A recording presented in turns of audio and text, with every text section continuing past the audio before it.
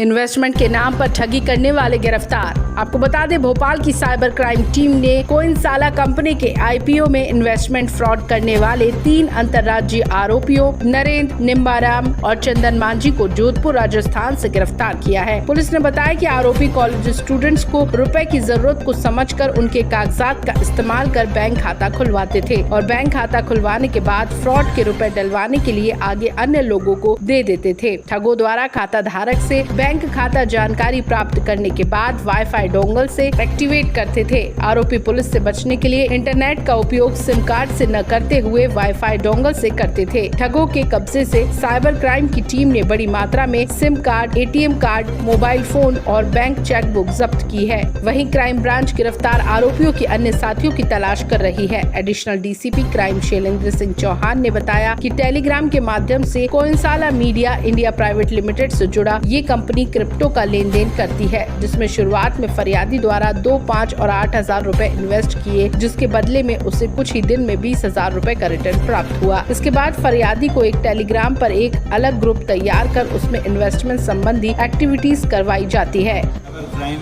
भोपाल के द्वारा साइबर धोखाधड़ी के नाम पर 18 लाख रुपए ठगे थे। ये जो 18 लाख रुपए की रकम है आईपीओ में इन्वेस्टमेंट के नाम पर ठगी गई थी। इस फ्रॉड की शुरुआत टेलीग्राम ग्रुप से हुई थी, जहां पर आईपीओ में इन्वेस्टमेंट के नाम पर ग्रुप में लोगों को इन्वाइट किया जा रहा था। उसमें बताया था वो क्रिप्टो करेंसी में इन्वेस्टमेंट करवा कर कई लाखों का मुनाफा लोगों को देंगे। इसी झांसे में लालच में आकर पीड़ित भोपाल करने वाला उसके द्वारा धीरे धीरे इन्वेस्टमेंट किए गए।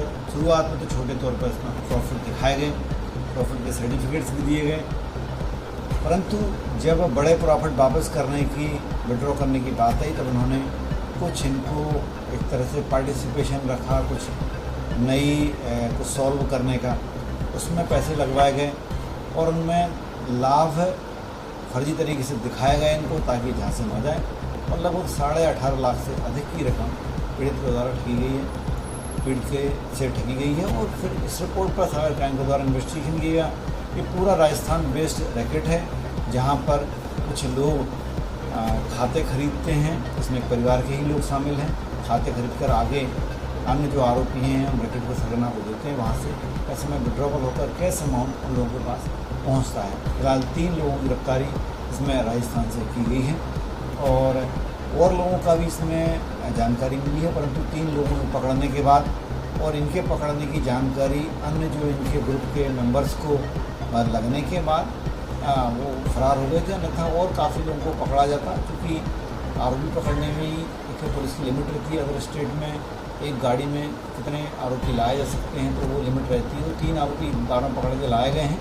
इसके अलावा अगली बार फिर जो आरोपी आइडेंटिफाई हैं उन पर फरार इनाम घोषित किया जाएगा। उनके अन्य साथियों को पता लगाकर आगे उन्हें टीम राजस्थान भेजकर उनको पकड़ा जाएगा।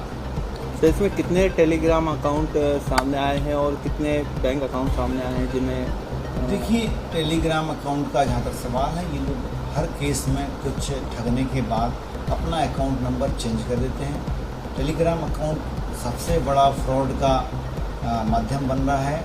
टेलीग्राम के माध्यम से मैक्सिमम फ्रॉड्स हैं, उनमें मैसेज लिंक्स आती हैं, क्योंकि जो पहले जो लिंक्स होती थी, जो ऐप होती थी, उनको गूगल से जो हमारी एजेंसियों के द्वारा, पुलिस और अन्य एजेंसियों द्वारा हटवाया जा चुका है।